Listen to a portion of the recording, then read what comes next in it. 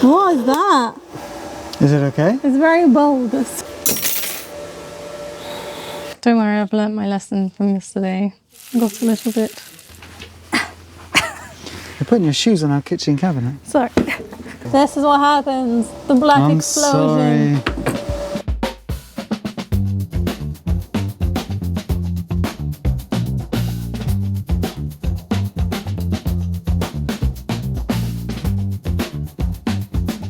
We thought we'd do a little bit of a bonus episode this week because, as you might know, our next big project is building chassis boxes, and it involves a lot of aluminium TIG welding, and neither of us have ever done any TIG welding before. So we thought instead of just taking the week off to learn how to TIG weld, we would bring you along and show you our first practice project using the TIG. We really wanted to get some private TIG lessons, but all we could really find around us were like college courses and stuff. So instead we thought, let's just watch many hours of YouTube videos and hope that we can figure it out. Yeah, we watched a lot of videos just about getting the settings right, because it's different whether you're welding aluminium or steel, and then we found some others that were just all about technique. Everyone said don't start with aluminium and start with steel because it's easier. So we're starting with aluminium, and and it's okay. It's going all right. I think I'm more excited about learning to weld aluminium. It seems to be this like you gotta be thing. the best welder. Stack them dimes. Yeah.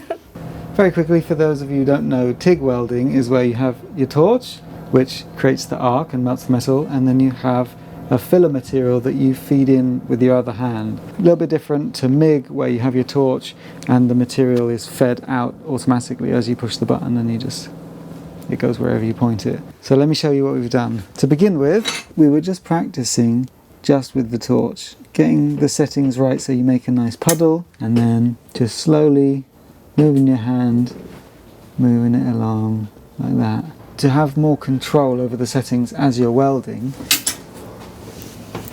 you want to use a foot pedal, and this basically, the more you push, the more amps you get. These are your ones.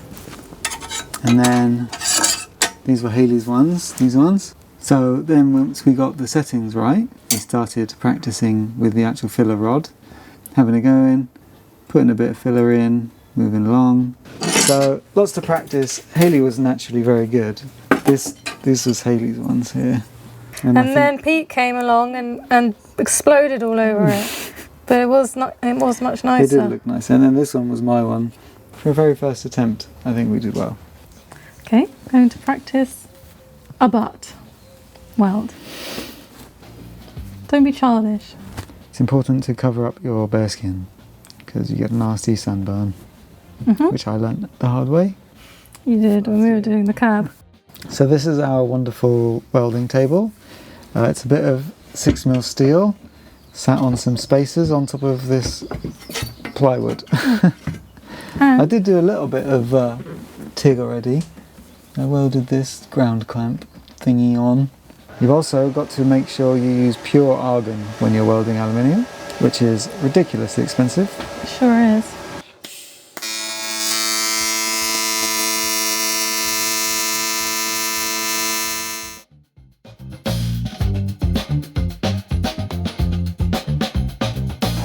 Is it okay? It's very bold. Yeah, come in and have a look. You can see how much stuff I was putting in. Quite a lot. It's not too bad. I feel it got flatter near the end. Do you want to try here? I'll give it a go. My turn. The other thing that they don't tell you is that the filler rods are like 1 meter long.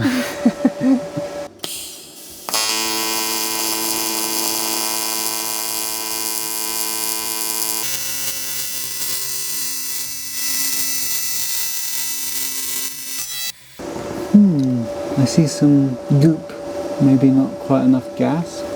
No, the gas is fine.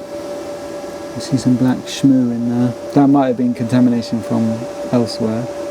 But that's the best I've done so far. At least you didn't actually touch the tungsten with the rod this time. I kept doing that. I kept touching the tungsten with the aluminium rod and it was like... Okay, attempt number 2. I did it again. Sorry. This is what happens. The black explosion. Sorry. So while they carry on practicing how to weld, let's have a look at our kitchenette design. It has 3 shelves. The bottom one is where we're going to keep the mini fridge.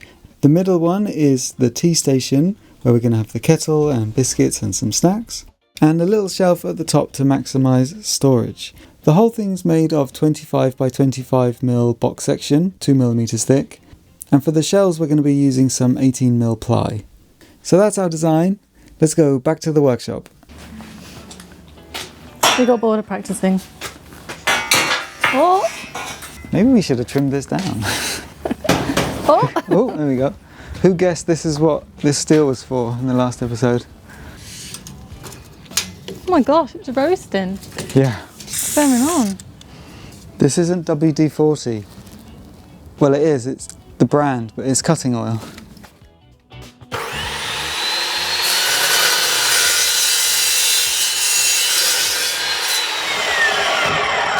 Okay, how did I do? Bingo! Bingo bango.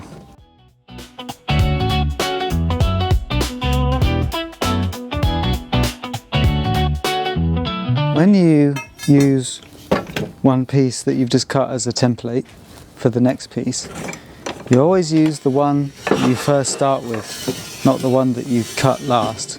Yeah. Because otherwise your mistakes compound. Mistakes.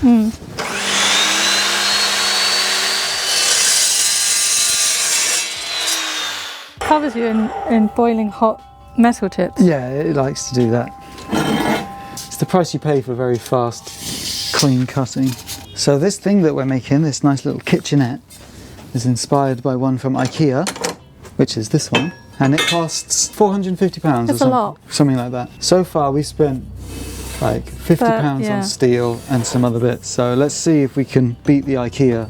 I mean, it is half the size, so half the price. Let's see if we can do it for under 200 quid or something.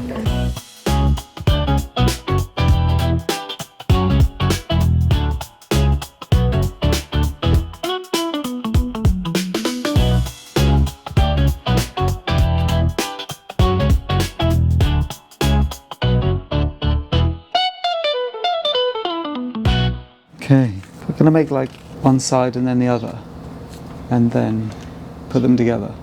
I think is the plan. We've dialed in our settings on the welder. For steel. Yeah, we did a little bit of practice. Some questionable welds. I'm not sure if there's a single dime, but Beginners. yeah. You can't pull it apart, that's the important thing. Yeah, it's stuck together. It just doesn't look good. Haven't quite got a straight or flat workbench. Cool. Yeah. So who's going to do the first weld? You are, this is your project. Why me? So the idea is just tack it all together first, and then when the frame is all together, then we can burn it in. So I'm going to put a tack like right in the middle. Yeah? Okay. Think that'll be alright? You got this. Okay.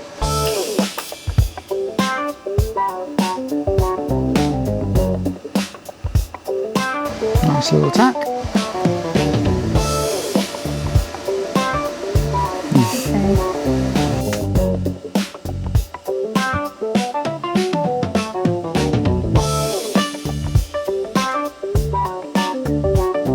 Nice. Tack. Okay, I'm gonna have a go. Oh, you got a much more substantial tack. Yeah, maybe I overdid it, I don't know. Okay, next one.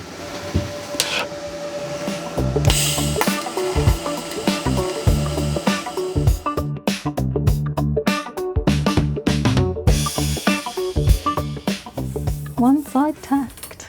Does it feel solid? I don't know. So we just are gonna weld on the sides, not in this gap, or?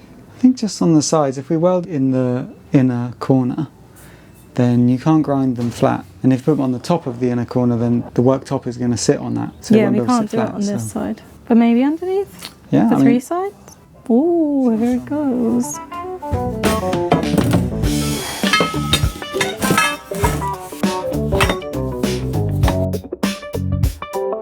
It's important to cover up your bare skin. Mm-hmm. because you get nasty sunburn, which I learned the hard way. Nah. Oh, it loves doing this. Sorry, I didn't film that one. It was tricky and going wrong quickly. Blew some holes in it, but it's in, and let's see if we have better luck with the next one. We got this.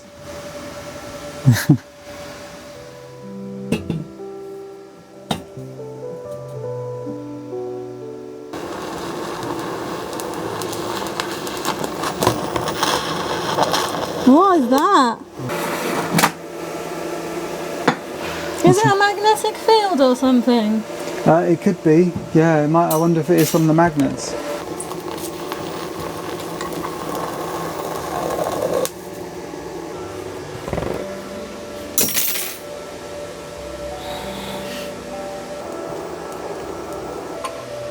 It's not burning. Okay, talk to me. What's going on? I'm just trying to tack on the inside corner, and it's very hard.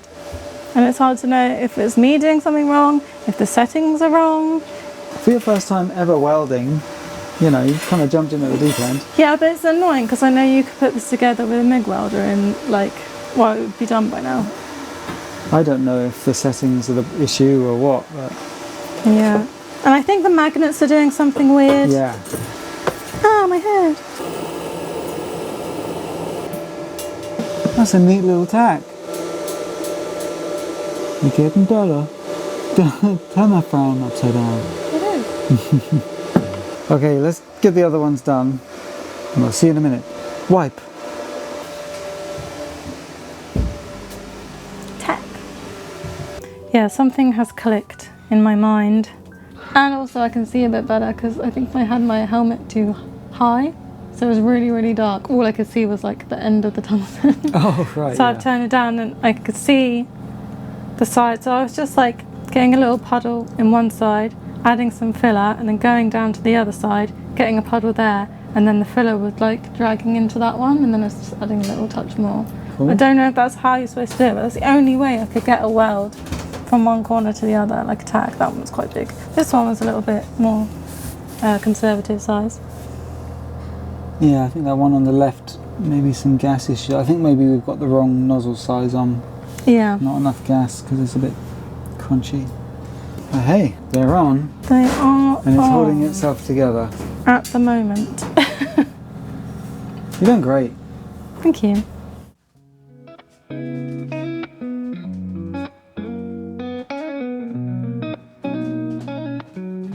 So it's a new day and we've taken a bit of time to do some research and figure out what was going wrong yesterday.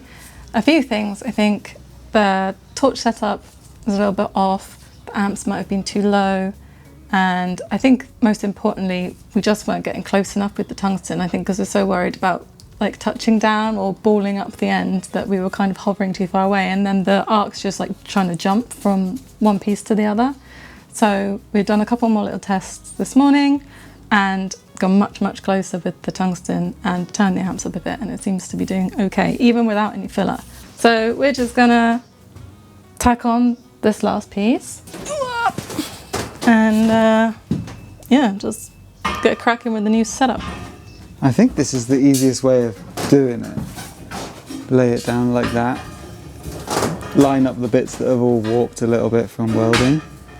And then tack it up, then we can move it and like flip it into whatever position we need to do the final welds. Yeah, and we'll be able to reach like the underside, which is where we want to put the welds where the shelvings are going, so the shelves don't sit on the weld. You know what I mean. You're getting finished. Don't worry, I've learnt my lesson from yesterday. I got a little bit. A little bit? Yes, just a little. Which is crazy because I didn't weld for that long. Yeah, I get you. It was so hot. Oh well. I think you can get like welding sleeves that you just like...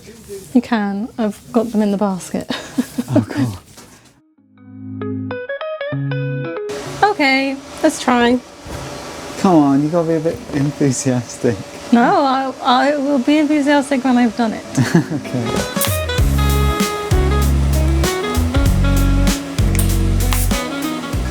Did it work? Yeah. Yeah, just a little tack. So gravity happened as this piece of box section was melting. It was just getting pulled downwards, so I couldn't connect it to the bit above.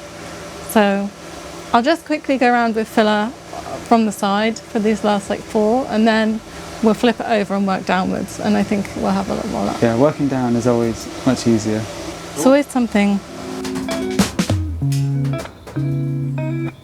It's really stiffened up now. It's a little tall for me. You might need to do these ones.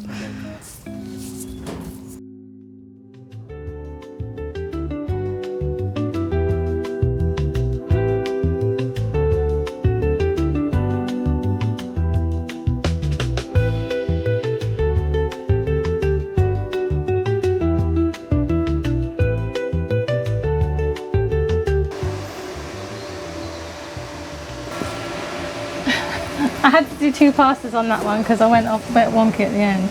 And I think you can see some circles. They're kind of dimes. What about this one? That one looks pretty good. This one here, there was quite a big gap, so you had to fill it. But you've done a good job. Out a hole there when we were tacking it before. Yeah. So the hole was like probably out to about here. Yeah. So you just filled it in. I worked my way around and just like, dab dab. Huh? Dab dab. It's getting there. It is forming pathways in my brain. Yeah.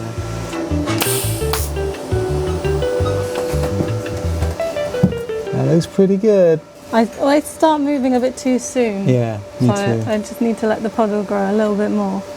But I'll just stick a little bit in there. Do you think I need to? No, it's definitely strong enough. I will move on.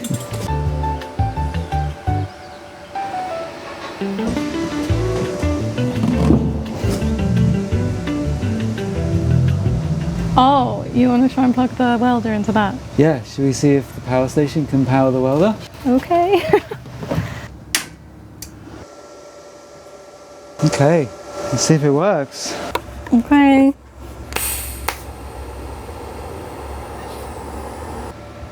It worked. Yeah. How much wattage was it pulling? It's currently just using 45 watts. Shall I start it up? Yeah, and then if you weld, we'll see how many watts it's using extra.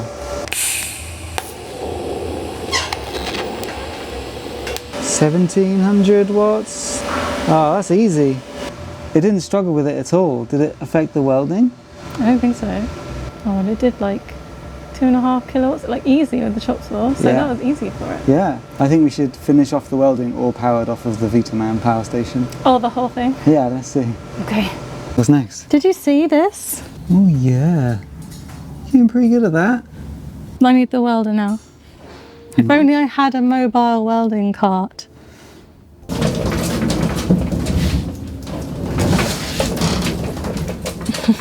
I made a mobile welding station. How cool is that? That's great. Powered off of this VTOMAN Jump 2200. We'll see how long it lasts. It's currently on about a 70% charge. It's actually up for grabs. We're raffling it off if you're interested. There's a link in the description. Yeah, very cool. Let's see if it can finish off the whole project with it. Okay.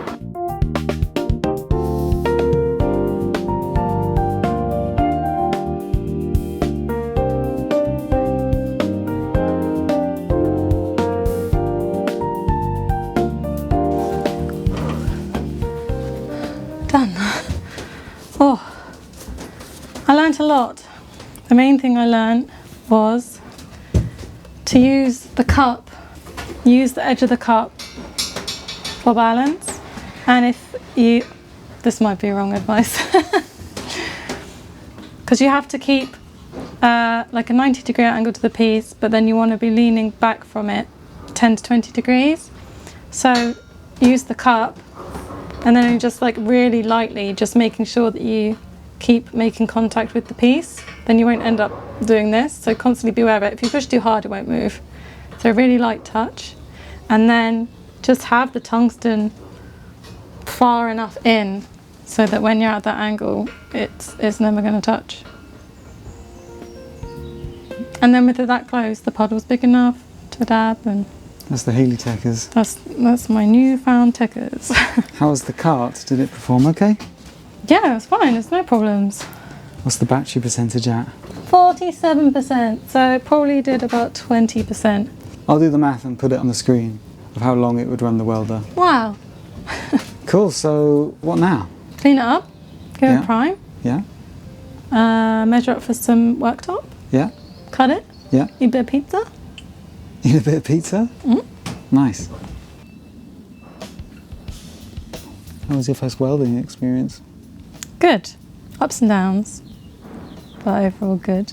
I think it's hard because that stuff is thin. It's like 2mm. Yeah. Small box section, warps easily, the ends blow out easily. Yeah, I really kind of disliked it yesterday. But now I've got the hang of it, I'm actually quite looking forward to doing more. So there you go. If you've never tried it before, you should try. And try and make something. Don't just do lines. Like, you need to do a few, but it gets old pretty quick. Have a goal in mind to make something out of it. So how was the welder? I think the welder's good. Oh, I was gonna talk about some stuff. Come with me. Things. It's a good welder, but there are a few things about this welder that you should know if you're gonna get one.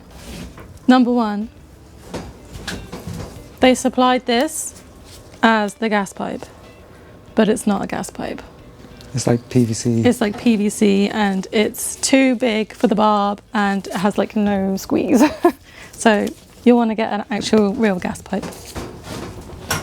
Yeet. Number two, it comes with 2 red tungstens, but you won't be able to strike an arc with AC with these. So it's advertised as an aluminium AC TIG welder, but they don't actually give you the tungstens to weld aluminium. Lastly, I think that the ground clamp is a little bit short. I think it's quite common on these, and I'm pretty sure that the 2 other HITBOX welders that we have got the exact same short ground clamp. Last thing, this is the actual last thing, is that the foot pedal doesn't come with the welder. You have to buy it separately. But that's it. If you'd like to get your hands on one of these, we have a link in our description, and it would really help us if you go for the link. And they normally have a pretty big discount on them as well on Amazon. So you got to get yourself some argon gas And one of these. and a flow meter. Some advice for when you're getting gas. If you go on SGS website, it'll show you like a list of their dealers around you on a map. A lot of them are like auto repairs, like garages and stuff like that. Don't use them because they'll charge you like £200 to £250 for a 10-litre gas bottle, because you have to leave like £100 deposit on the bottle. Go to an actual welder supplier, somewhere that just sells welding stuff, because you get like a much better price. We paid 140 something for the bottle and the gas. So that's my top tip. Top tip. It's still crazy expensive, pure argon. That's mad. Yeah, we shouldn't have been using it for steel. We shouldn't have. I forgot about We that. should have swapped that out.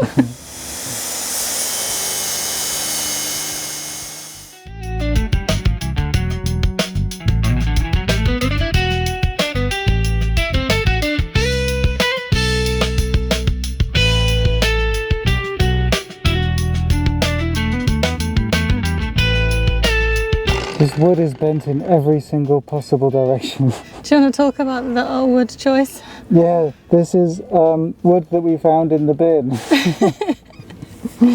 If it upsets you that we're making like a brand new kitchenette and then putting old scrap wood in it, don't worry, it upsets us as well. Oh, I'm covered in sawdust. Oh, hey, this looks good. Don't touch it. Fingerprint. Okay, let's see if it will fit. Mama paint. I'm gonna try.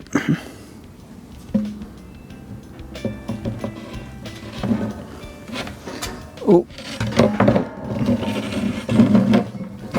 Oh. Yay! First try. Okay, it's not very square, but it'll do. That'd be great.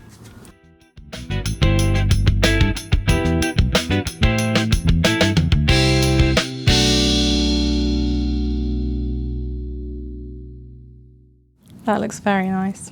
Why have you got a hammer? Because I hate it. Because we've got lots of little bungs. Oh Wow. no! My bung. So we've got some, what are these called? End caps. An end cap. A couple of those for the front, the top, where there's not going to be a shelf.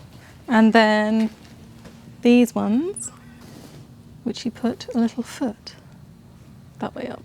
So we can adjust the height. Oh, good quality end cap. Nice, huh? Very nice. Mm. Very nice indeed. Nice end cap. It's been a long day, I'm just saying things now.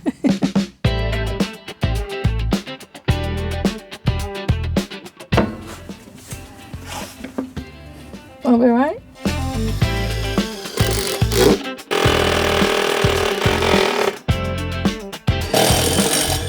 Oh, there you go. Solid.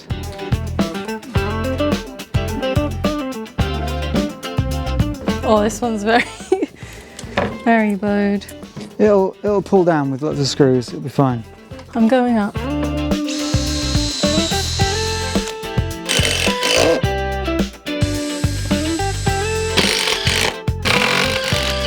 And then that should be nice and flat now. You're putting your shoes on our kitchen cabinet. Sorry. That worked. Last shelf, we ran out of wood, so it's now OSB. So beautiful. Does that ruin it? It'll be fine. It's a workshop. We'll change it later. Have we got anything else? We have some of the ply. Oh, is that big enough? Yeah, it is.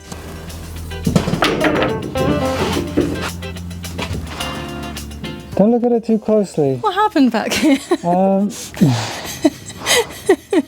It's bowed, so like it's hard to follow a line. And Does it look good from the front though? Yeah, it looks fine, yeah. Oh, what is this? That's character. It's rustic, shabby chic. I like shabby chic. Yeah, there you go.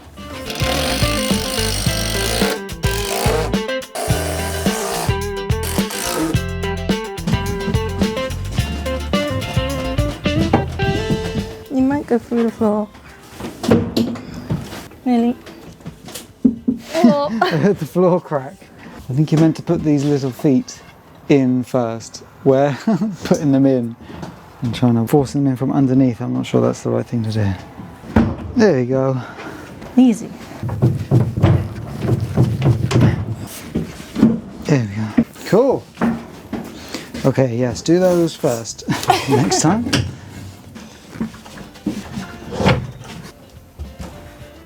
Yeah, so the front needs to go up and the right side needs to go up. Okay.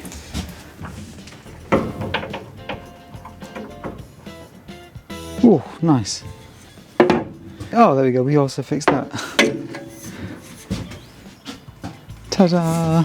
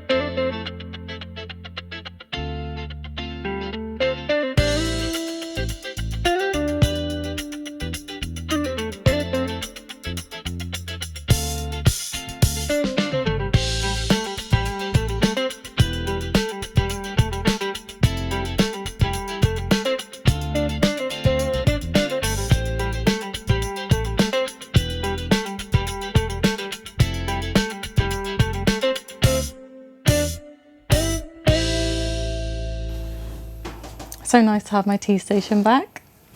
Tea station 2.0. It's better.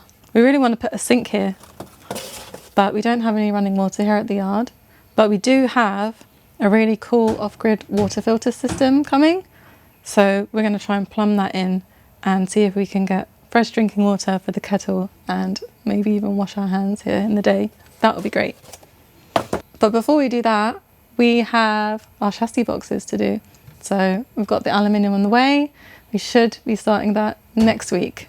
So if you want to see that and all the rest of our crazy ideas, then consider subscribing. If you want to be in with a chance of winning the VTOMAN Jump 2200 portable power station, then the link to our raffle is in the description, and we'll see you in the next episode.